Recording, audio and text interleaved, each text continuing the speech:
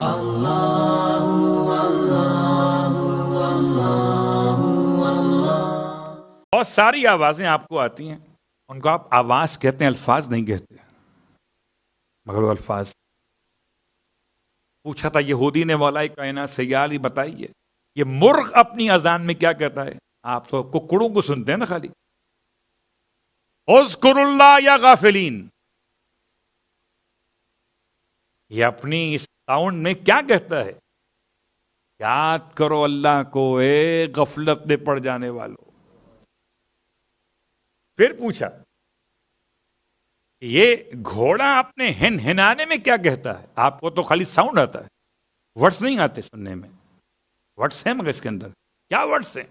امام فرماتے یہ کہتا ہے اللہ کی بارگاہ میں، کیا کہتا ہے کہ انصرنا علی القوم الکافرین، کہ پروردگار اہل ایمان کو کافروں پر غلبہ عطا فرما۔ اہل ایمان کو کافروں پہ غلبہ عطا فرما، نصرت کی دعا مانگتا ہے۔ اب سمجھ میں آیا کہ جلوس اذا میں ذوالجناح کا لایا جانا یہ دعا مانگ رہا ہے کہ مومن کامیاب ہوں گے، کافر ناکام و نامراد ہوں گے۔ پھر پوچھا یہودی نے مولانا سے، یہ بتائیے یہ تیتر اپنی آواز میں کیا کہتا ہے؟ اللہم العن مبغضی آل محمد، خدا لعنت کر آل محمد سے بغض رکھنے والوں پر۔ آپ صرف ساؤنڈ سنتے ہیں، اس کا کتنا پیارا ہوتا ہے۔ اللہ اکبر۔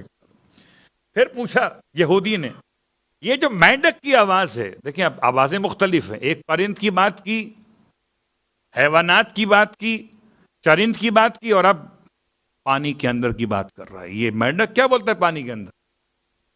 ہم تو خالی اس کی ایک ہی ساؤنڈ سنتے ہیں، ٹر ٹر ٹر۔ یہ کیا بولتا ہے؟ کیا ہے ساؤنڈ؟ یہ ورڈز کیا ہوتے ہیں؟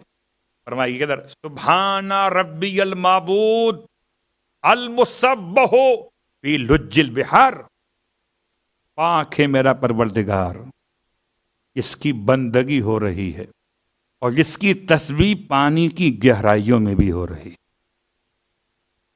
آپ نے صرف ساؤنڈ سنا تھا، آپ کو اس کے ورڈز نہیں معلوم تھے۔